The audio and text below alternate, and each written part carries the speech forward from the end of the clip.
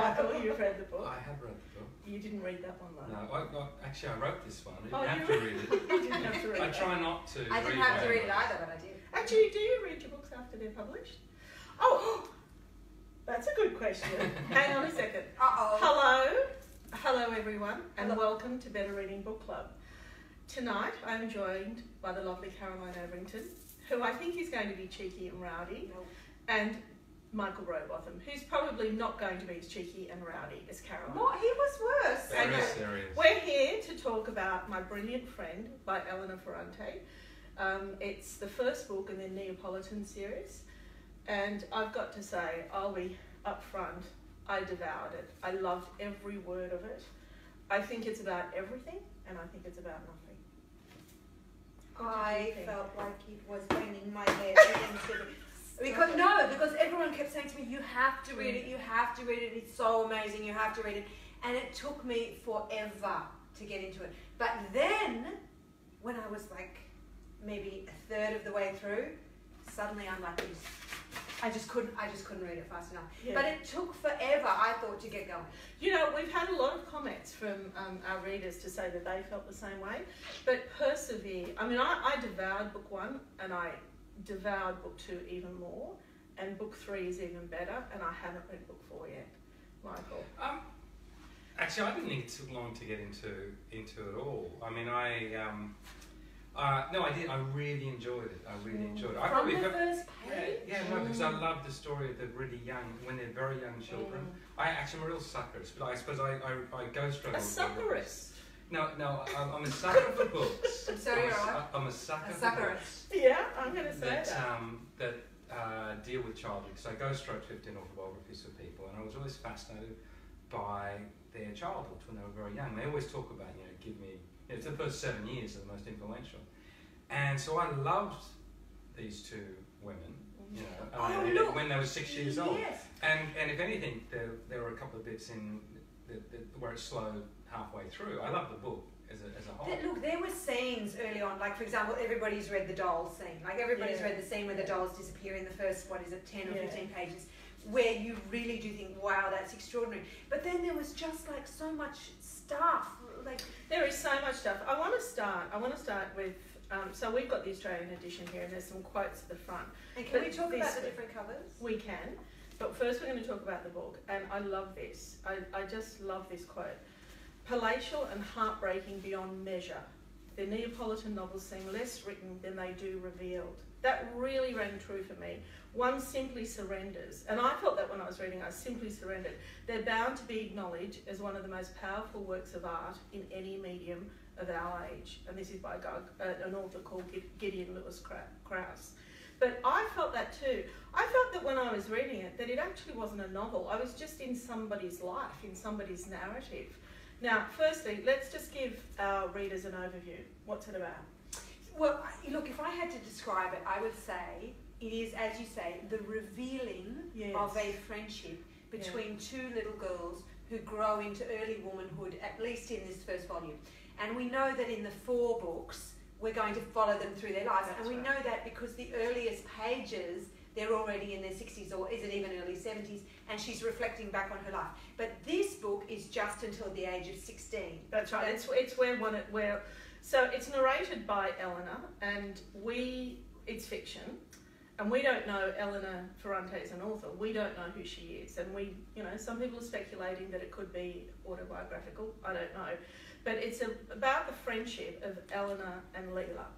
And it's set in 1950 in Naples. Mm-hmm. Very poor part of Naples. Very poor part of Naples. A very mafia-ridden part of Naples. But the violence was everywhere. Everywhere. It was even in family life, in brother and sister, and girlfriend and girlfriend. And it's a very violent book. There's a murder in the first 20 pages. Yeah. I found it interesting that Elena Ferrante is not the author's name. This is not her real name. No. She doesn't reveal who she is, the author. But it's also it's a she. Well, exactly. Oh, but I think I'm certain. Exactly. I don't think you can write about women. It's funny. It's one of those questions I wanted to ask you. Would you feel differently about this book if you discovered that Elena Ferrante was a man? I would be shocked. Maybe. I would be shocked if she understood what it's like to develop into a young woman and suddenly attract the male gaze. Like, that is such an extraordinary moment in a woman's life. Part of the speculation has been that he's a man.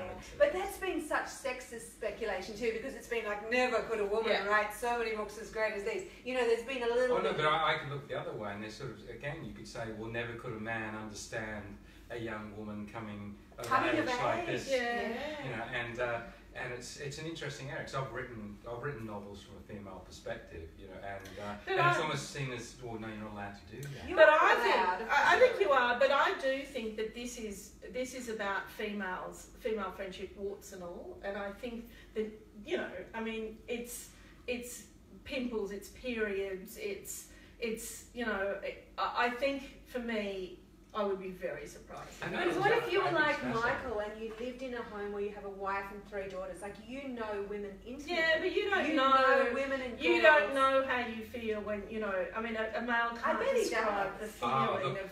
It's very interesting, this, because I think... getting your first period. I think, you know, I mean, one day I think it will be known who Elena Ferrante is. I think we know. Like, there's a lot of speculation. There's a lot of speculation, but I think it's, you know, it's a great guessing game.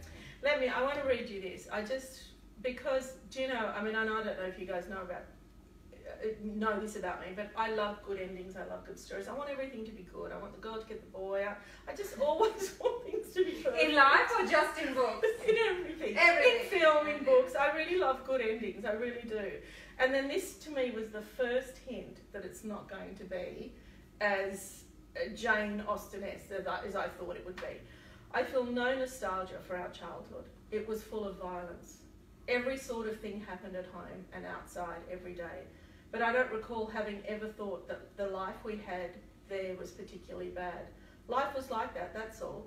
We grew up with the duty to make it difficult for others before they made it difficult for us. Of course, I would have liked the nice manners that the teachers and the priests preached, but I felt that it wasn't that. And I thought, should I go any further? It just set the tone for me, that See, line. that, like, I've no nostalgia for childhood. I do. I mean, I think it's in tremendous nostalgia for childhood. Oh, yeah. I think that as a narrator, I mean, she constantly makes you second guess this. She'll say the friendship is one. It's a love-hate friendship, as all great friendships are. Yeah. You know, it's a manipulative friendship, as all great friendships are. And there are times when she will tell you, there are times where she's an unreliable narrator. I don't know about manipulative. I'm not sure that's the word. I was thinking sometimes when, you know, for example, there's a little scene very early on where she makes Elena run away from school for the day. Yes. And they all know that they're going to get in trouble. But there's a sense there, almost like, do you remember that feeling like when something bad happens to your friend and you feel guilty that you're slightly happy? So it's not malicious, really.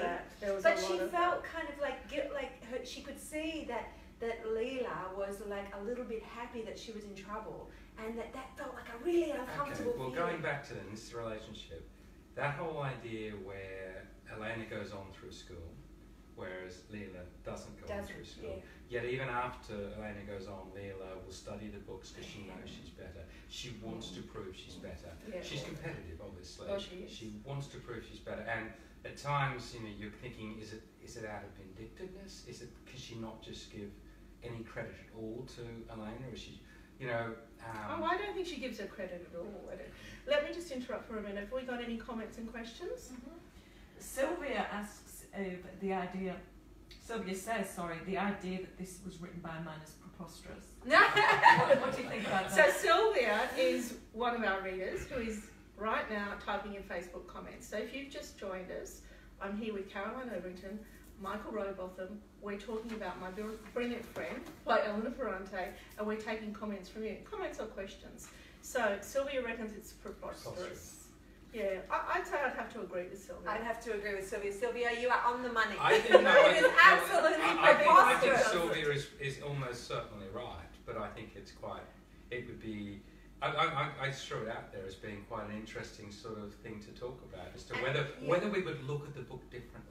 And also, I think that it is the idea that a man can't write from a woman's perspective is wrong. I think absolutely you do it beautifully, and I know so. And I mean, Ian McEwan does it extraordinarily well in so many of his novels. Franzen does it. Franzen does it. Of course, you can do it. But these books, I reckon, were written by a woman.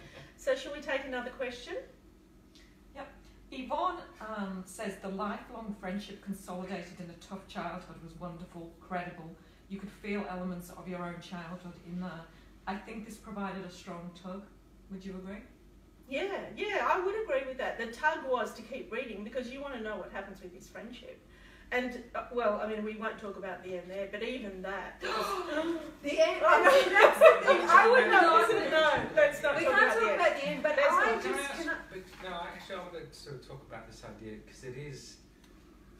At times, they this friendship, they break apart and they sort of come back together again. And I'm fascinated by whether these girls, did they always? I mean, I know from Elena's point of view, she was in awe.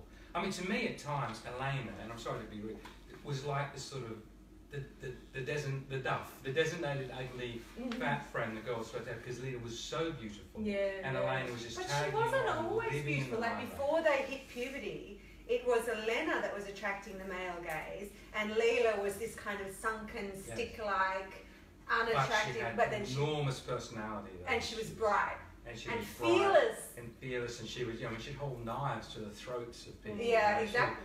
Fearless, and there's no doubt, that they. And I was always what fascinated me with this thing is, and again, I go back to, I know this is a question that's often asked by people, who is the brilliant friend?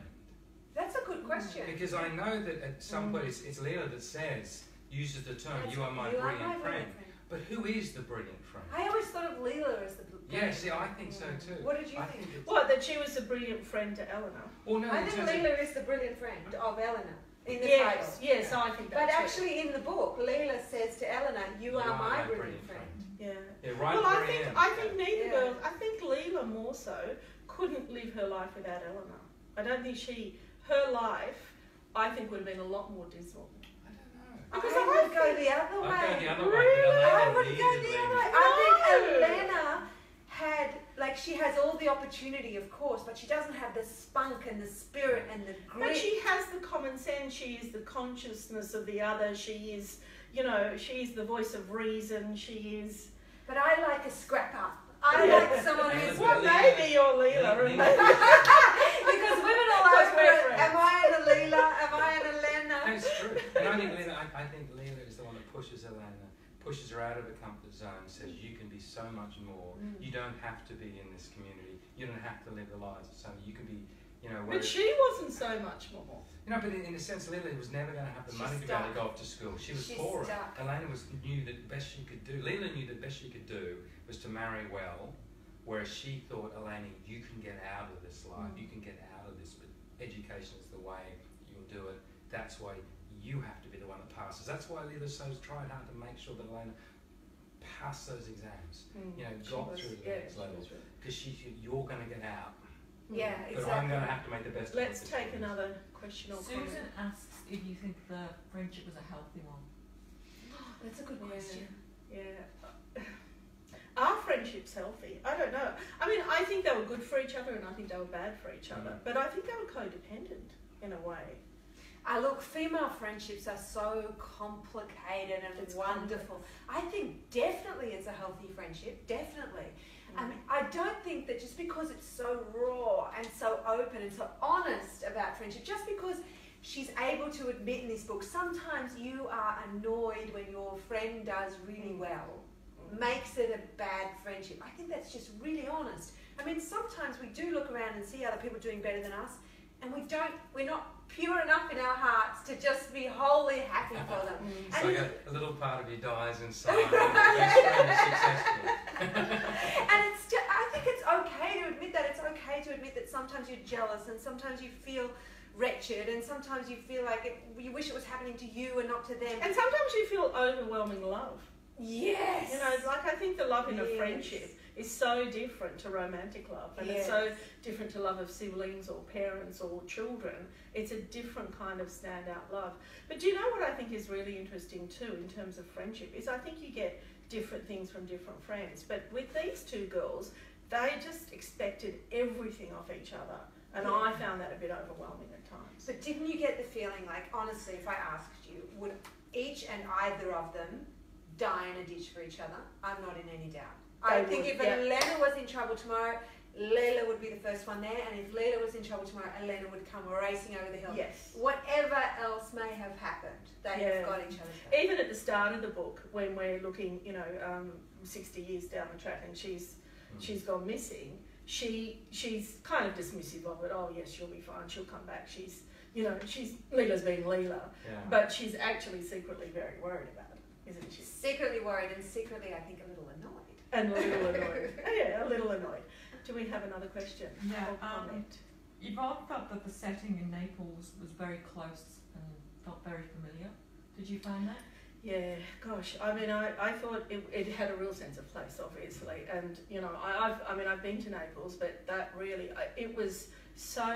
It felt grotty. It felt violent.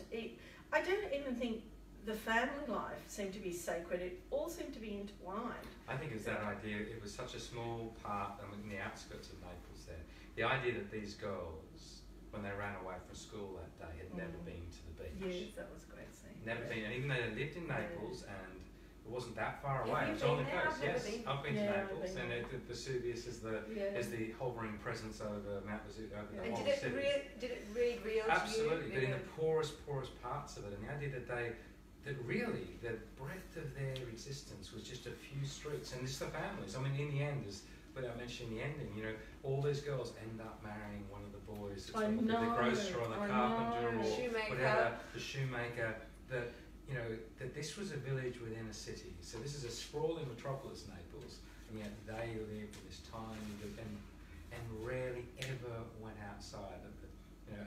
And a couple of them mentions later when they're a little older and they're teenage girls, they go off to the rich part of town Yeah, I do. and watch how that. the rich people live. But you know what struck me too is there was violence amongst friends, violence amongst siblings, violence in the neighbourhood. And this particular scene, Melina broke my heart. I mean, I don't know if you remember, but Melina is the woman that had the affair. That's right. And then he left. One of the many terrible scenes of my childhood begins with the shouts of Melina and Lydia, with the insults they hurl from windows and then onto the stairs. It continues with my mother rushing to our door, opening it, looking out, followed by us children, and ends with the image, for me, still unbearable, of two neighbours rolling down the stairs, entwined, and Melina's head hitting the floor of the landing. And they were watching that. I've just got goosebumps. That the violence was there. It was everywhere. It was particularly violent. It was very violent. The other things you mentioned earlier, you conjured up the name Jane Austen. So often in this book, particularly when these girls reached an age where boys took an interest in them, this idea of marrying well, this idea of courtship, this idea of what you can. And to me, it felt like obviously a very working class Italian rather than upper class English form of, as in Pride and Prejudice. But it was, to me, that's what Elena Ferrante does in this book. To me, I felt Jane Austen had such an influence in the way she told the story, particularly when it came down to relationships and choosing men and marrying. But so your family want you to marry someone because you don't love them, but and they would be good. They'd be good for for a the pretty family. poor girl, marriage has always been. I guess you could describe it as Jane Austen, warts and all, though. Yes. Definitely when it comes down to the Do we violence. have another a comment from a reader? Kay Skinner says maybe we should all read books without knowing who the author is. That's Oh, a good yeah. idea. We like that. I like that idea. How many That's people like read it? It'd be really interesting to see whether people out there are a bit like me. How often you look to see if there's a photograph of the author on the book. Right, yeah. Because you want to That's actually right, see what they look like. Yeah. Or you But go, a friend of mine, Nikki Gamble, she wrote a book under the name She did. Anonymous. Yeah. And it was just called Anonymous, the Bright Strip Bear. And people That's became obsessed with finding out That's who right. it was. And then I think the And London it was a bestseller. It was. Yeah, And then yeah. the London tabloids finally outed her, and there was this big drama about, who she was. I think people at the end, and that's why there's so much speculation. Who is she? It's almost like people can't bear the idea that we don't know. I'll tell you what. Now, do you know? Apparently she delivered it in one volume. Yeah. She thought it was going to be. It was going to Three be books. published. Yeah, it was going to be published as one book. 1,500 pages. Absolutely. Now, do we have a comment? Shall we take a comment? Robert Alexander asks, are the two friends actually two sides of the one character? Wow. Very good question. That is a really good question. Yeah, because one, you could see that Nina would be, she's the adventurous, the brave side of someone, the one that, you know, will ultimately do what's best for a family, you know, and Elena is the quiet, studious, probably more thoughtful, probably more empathetic, actually. They envy things about each other too, which is always a good thing when you're thinking about two sides of a personality. Like, you would love to be able to give yourself over to that side of your personality, but you know you have to be. Is that usual? I mean, look, talking about your friendships, you know, I mean, talking female friendships here. I mean, how many friends do you have that are almost mirror images of yourself? Oh no, none. But see, that's what I find the most amazing thing about female friendships is that they seem to me to be so much more important than male friendships. And I don't know whether that's a fair way to say it, but it seems like I could say to my male friends something about their friend, and they couldn't tell me what their wife's name is. They couldn't tell me how many kids they've got, how old they are, whether they're employed. They just. Do you know what I love? When you're talking to a guy and he's been out to dinner with somebody you know, and you say, "Oh, you come back and say, oh, and how's Kate? Oh, I don't know. I didn't ask him. Yeah, it's the but how's Joel going at school? Oh, I don't know. I didn't ask. What do you talk about? All I know is my wife, you know, it's funny, in my ghostwriting career, I'd meet a lot of famous people, and my wife would ask things like, what was their bathroom like? I didn't go to the bathroom. What, you didn't make an excuse and go to the bathroom? Actually, I don't know. I didn't. Have we got something else? Yeah, Mary says the unhappiness of the story stayed with her. Oh, yeah. Lingered, absolutely. And the unhappiness of book one has lingered, and you know, I read it a little while ago, so I had to reread it for this segment tonight. And do you know, it was the same addictive. I couldn't put it down, and again, deep sadness set in. But that's right throughout. Well, I mean, I'm up to book 3, and that sadness hasn't left.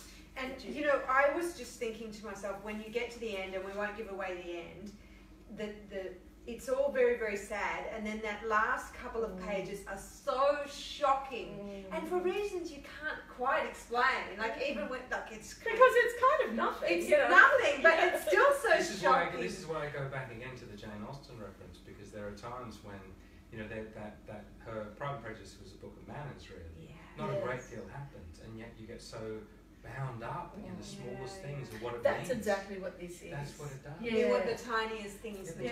What they mean, the tiniest thing, you know, a pair of shoes has such resonance. Yeah.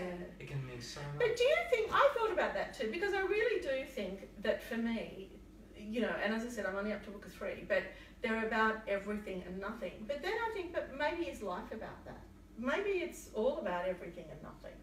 Maybe there's not a lot of meaning other than what we do every day. In the general day-to-day, because, you know, not all, you know, very few of us, thankfully, have lived through tumultuous times of wars or conflict or whatever, where life does become the daily struggle of life and death struggle. And a lot of it is the ins and outs of friendships and the feuding with the neighbours over, you know, what colour you're going to paint the backyard fence or I wonder if people who lived in Naples at that time as children recognised this and didn't realise that their childhoods were so impoverished and so violent. I wonder if... Well, do you know, I was at the Sydney Writers' Festival the other night, and I heard Emma Alberici talk about her mother lived there at that time. It was her mother, her mother hasn't spoken about it a lot, but since Emma has read the books, she's now realised that largely that reflected her mother's life. Right, and because her mother came out to Australia on a boat in the late 50s, so would have lived this childhood. Yeah. I want to just comment a little bit on the translation, because I was recently at the Sydney Writers' Festival, and Anne Goldstein, who translated these books, was at the festival. She's an editor for The New Yorker. Beautiful woman. Wasn't she extraordinary? Extraordinary. So smart. But she talked about translation, and there have been some comments that have been sent to us earlier that people haven't enjoyed the translation. I mean, I don't know if I can tell a good translation from a bad translation in terms of the writing, but in terms of the reading, it read beautifully. It made perfect sense to me. It read smoothly. It was descriptive, and I loved the language. It's funny. It's a bit Loved like it. I always remember when I'm a huge fan of Gabriel Garcia Oh, Marquez. so am I. Love And in when the you- Time of Cholera. Absolutely, and when you realise that you're reading that in English or in translation, how beautiful must it be? In its native tongue. You know, and so therefore, you know, it's almost, having read My Brilliant Friend, I almost want to learn Italian so I can read it in the original. Well, that's what happened People to do that with Russian. Well, this is they what go happened. back and read the classics in their original tongue. Well, Anne Goldstein was saying the other night at this event that the reason she learned Italian was to read Dante. And so she only learned how to learn Italian in her 30s. Yeah. That's when she started. Because people definitely do that. And Italian is such a lyrical and beautiful language that you're quite right. What must it read like in its original? And sometimes I actually think, you know, brilliant translator, there are times that, I mean, I think there are, with my books, I've been more successful in translation in some countries than I am in English. And I think maybe the translator makes me a better writer. Have we got any more comments or questions? Yeah, Beth mentions that there's a lot about schooling and education. There So is. she's, Yeah. There's And the necessity of it, really. And that was their one way out. tick it out. They tick Well, it that out. or marriage. That or marriage. But in terms of, if you weren't going to go down the route of marrying the local grocer or whatever, education was your... And in a sense, I firmly go back to the greatest gift that Leela gives to Elena, as much as she appears to be very competitive and at times, she wants Elena to get out. She does. Because she knows, I'm not going to get out of here, Yeah. but you have a shot at this. I want you to get the education. And I think that's the most beautiful, to me, as much as at times I thought, are you really a friend? Are you really Elena's friend? And when I got to the end of this book, I thought, yes, you are. Because that's when Elena realises, when she's in those final scenes where she realises what she's been given. And I have to say, some of the women that I know who have come out of impoverished circumstances, that has been like a driving force. I am getting out. And the only way out is to somehow leverage your way out through education. Because yes, it's really easy to parlay good looks and youth into a marriage, but you're still trapped. You're still trapped. And until you find your own feet, you're trapped. Yeah, absolutely. So do we have any more questions or comments? A few people have mentioned being underwhelmed by the hype when they've read this book, but a lot of people say to stick with it. Stick with that! That's what I was saying. You don't get grabbed from the front page. I don't believe that you are grabbed from the first page. I was, but a lot of people haven't. Donna, we got this comment earlier. I didn't really like it. A few times I was so close to throwing it at the wall, found both characters annoying. I mean, I didn't find that at all, but I know a lot of people have felt It just that took way. me ages and ages, and I've actually marked the page where I got into it, so like I was that far wow, in. there you go. But then somehow, I don't know, it's some sort of like sleepy romance sort of overtook me, and I found myself living in Naples, in that neighbourhood, in those streets with the washing strung between them, and I don't know, I was kind of there. Beautiful passages, but I can look.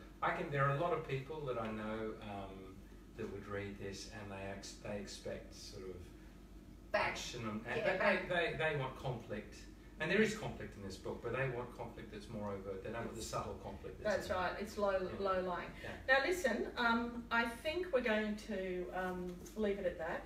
I urge those who are struggling to keep going. I think book 2 is priceless. I think it gets better and better. So keep going. It's Elena Ferrante, My Brilliant Friend. But before we go, I want to talk a little bit about your book. I know! Can you believe it? Can you believe it? Can you believe that this is Bestseller. the #1 Australian book? This is the #1 book in the country right now for Australian fiction. And it's only been out a few weeks. Never been #1 before. This is a total first for me. All right, there you go. Here it is. The one But that I got do away love by that Carl. you... Yeah, we're matching. And I didn't even plan that. Now, have you talked to Michael? Because he's been #1 many times. He has been #1 a lot. Yeah, but I'm catching you. This is my first. But I'm going to Any get tips there. on being #1? One, don't be too excited about it. Yeah, 2, There's only one way to go from there. No, that's Yeah. true. Actually, if you Which can, is number if 2. If you can, Michael's been a bit coy, try- but here's Michael. try to be Close your eyes. Try to be number one in a country that's got a huge population. You're cruel. You're cruel. I know, when you're number one, all you can end up is being number two, and then That's number wonderful. 5. Congratulations, that's huge. It is. It Really is huge. fantastic. And Michael Robotham is a legend in his own lifetime. So And in ours. and in yours. But listen, before we go, I do want to talk about Next month. Next month, drum roll. All the Light We Cannot See by Anthony Dora. Brilliant. I haven't read it yet.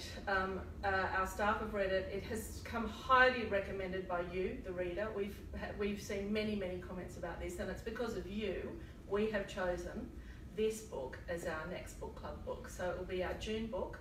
For those that have read it, hold your thoughts, write some notes. For those that you haven't, start reading like me. I'm going to start tomorrow. Can't thank you both enough. No. That was fun. It was not much fun. It was fun. Okay, No bye. problem. See you next time. Bye all.